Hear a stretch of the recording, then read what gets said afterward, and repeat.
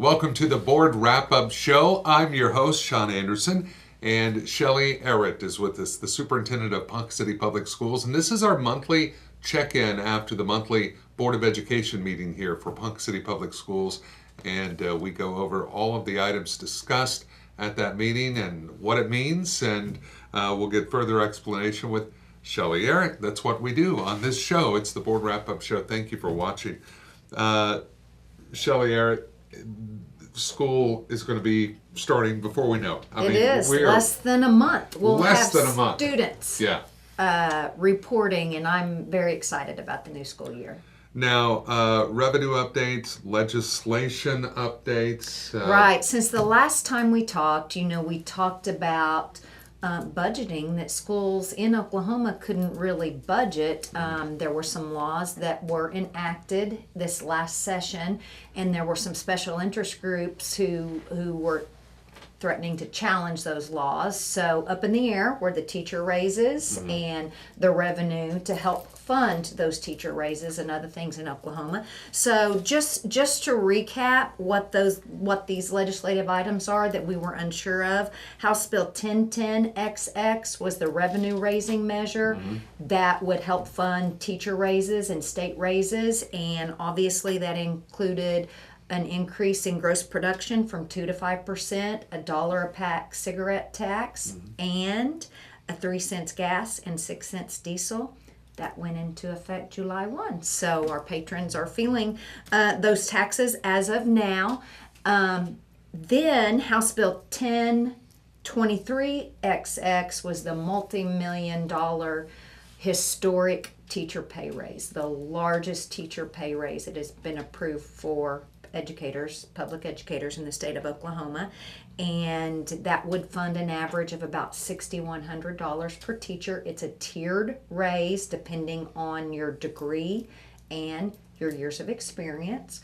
So that was decided this last session, and the Oklahoma Taxpayers Unite group were going to challenge that. And they had to have 41,242 signatures by July 18th, and then it would go to the vote of the people. Well, question is the raise really enacted if the revenue is not there? So we couldn't plan for it, and we just couldn't budget, because if there were a challenge, the revenue raising measures would go on hold up to possibly the November election, but schools would be funding the raise. So basically all spending was off because we had to take care of this raise. Sure. And then House Bill 1026 was another important education bill which funded the $1,250 support employee raise. So since the last time we talked, there were some major decisions by the Oklahoma Supreme Court. On Friday, June 22nd, the Supreme Court gave us clarity on two issues. Yes, in fact, 1023XX, the teacher pay raise, was enacted during the legislative session. So Wonderful. Yes, schools were responsible for paying that raise. And there was some questions because the original bill included a little cigar tax and hotel motel tax that were repealed. So that was where the question lied. Was that really enacted as written? Then the other major decision on that same date, there had been some challenges to the Oklahoma Taxpayers Unite petition. And the Supreme Court ruled that the OTU's petition was deficient. The gist of the petition, the summary,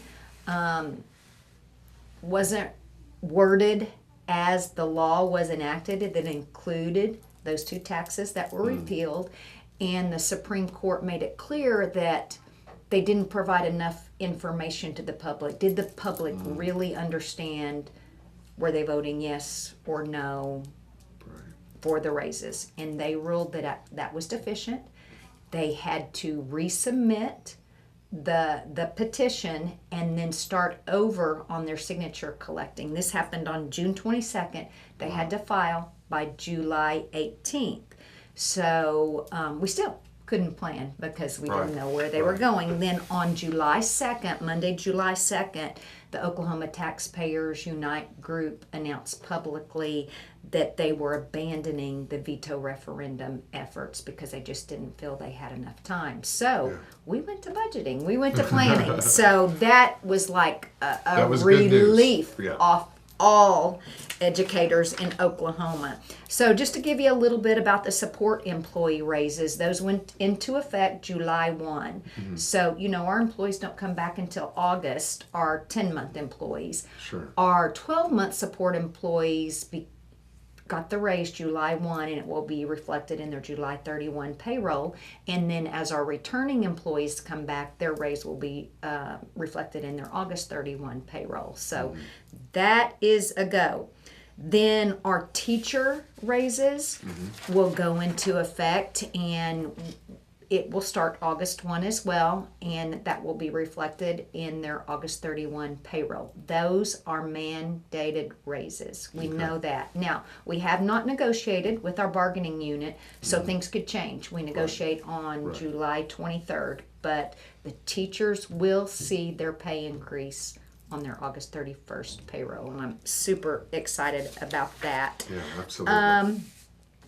A little bit of information, not to get in the weeds on the funding. That funding does go through our state aid formula, and we project a state aid increase of $2.2 million that will help fund this raise. The total cost for the raises for our district alone is $2.7 million. So that tells you we are going to be short a little more than $500,000. Now, the reason for that for Ponca City Public Schools is our decline in enrollment. We declined in enrollment from fiscal year 16 to 17, which your funding goes back 2 years prior. So we knew that, and we have been planning for this shortfall even before we knew the raises would be enacted. So we're in good shape. Good.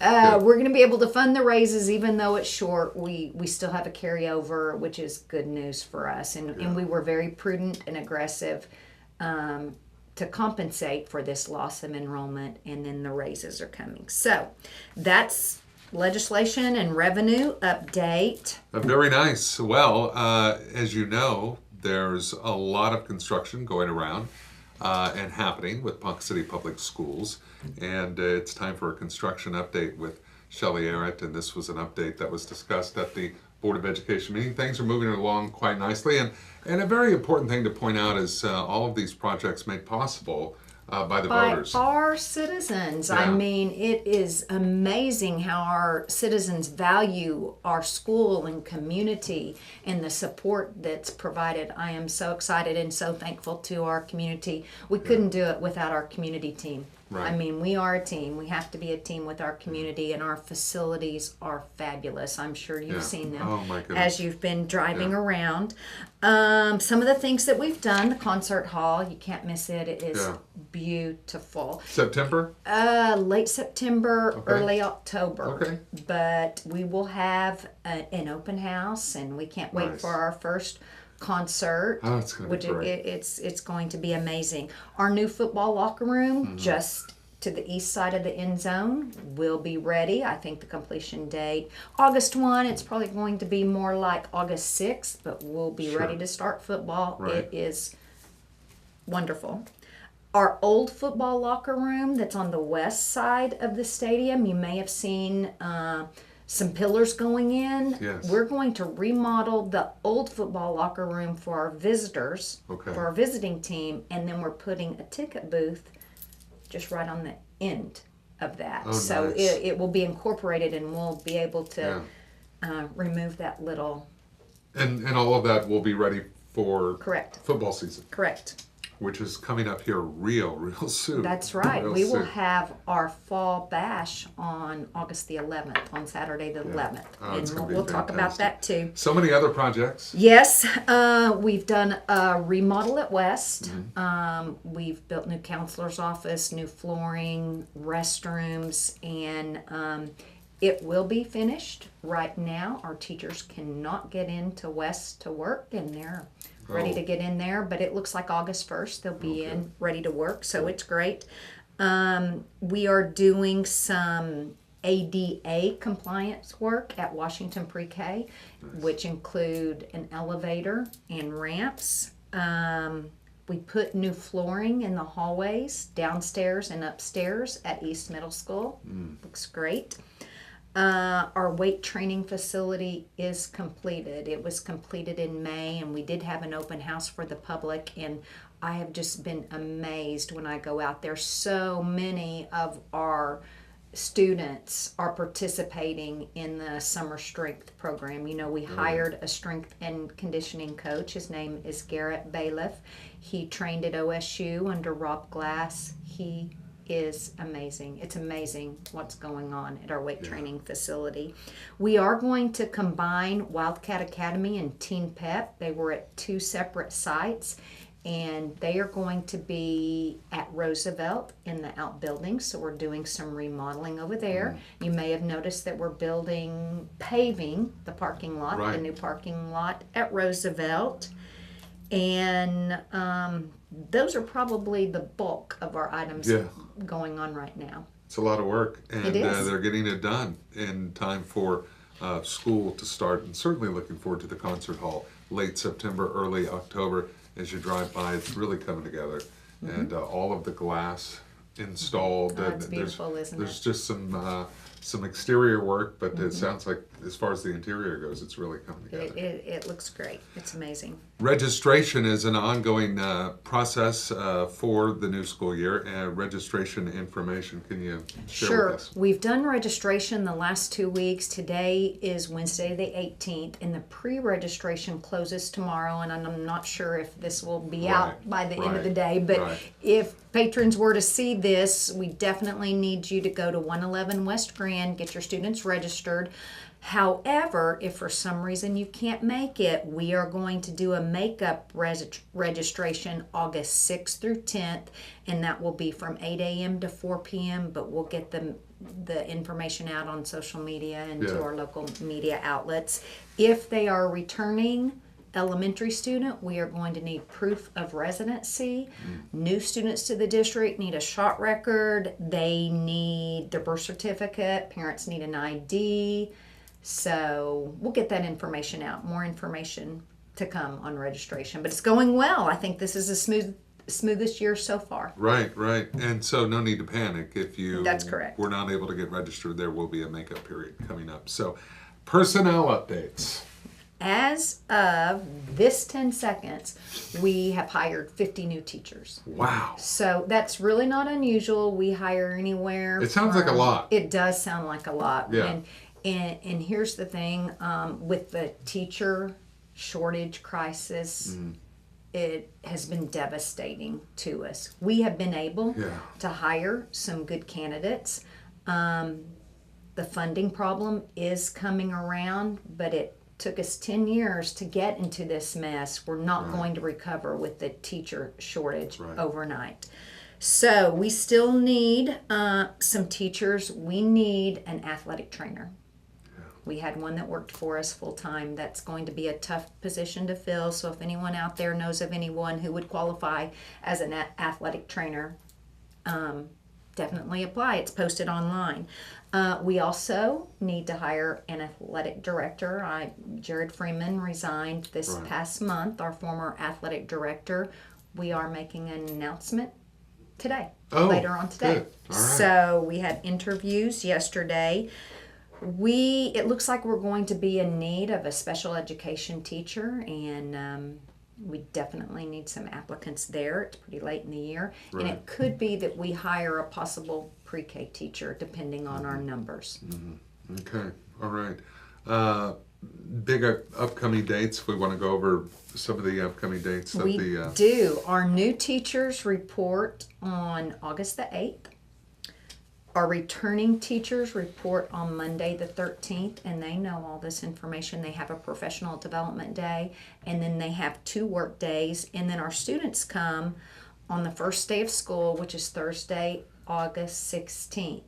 But something that we're doing for our teachers this year, and we've talked about it on this show, and for our students, as you know, we're all going to be Wildcats next year. Right. So it's an exciting time, and we are having a motivational assembly for our teachers and for our support staff on one of those first 2 work days, and it's no business. It's just fun, recognition. I'm super excited about it. That's so great. I'm ready for our teachers and support staff to return, and our students too. Yeah, absolutely. Well, the Board of Education meetings continue throughout the year and throughout the summer, and this has been a recap of the July Ponca City Public Schools Board of Education meeting with Superintendent Shelley Arrott. And fantastic. Well, next month when we I speak, know. it'll be I can even let you closer. know how Right. the beginning of school is going. Yeah, so. absolutely. So that's going to do it on this episode of the Board Wrap-Up Show. Superintendent Arrott, thank you so much. Thanks so much, Sean. Well, we'll see you next time, and we appreciate you watching. Thank you.